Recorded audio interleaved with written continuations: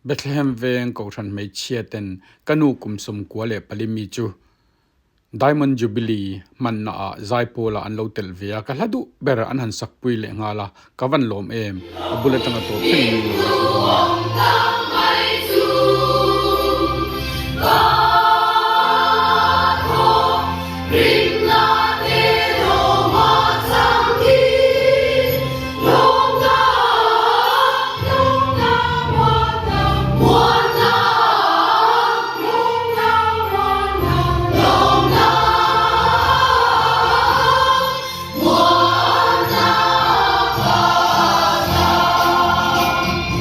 Oh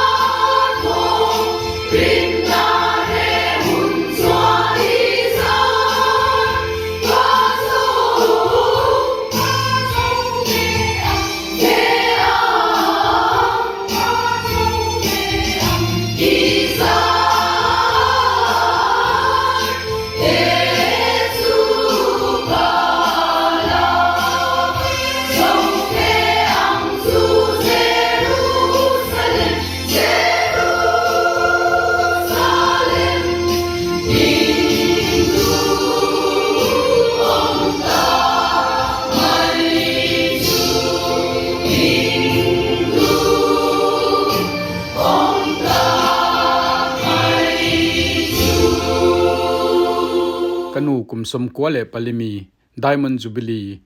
Bethlehem veng Kaushan mai chia zai polten kanu in hantel tir ve hi in chunga kan lom tak zeta kan tan chuan riat reng tlak ani ti kan soidu a in zawai chunga lom thu kan soya lalpan mal som vek chero se thlir tu te po lalpan mal som vek chero se kan lome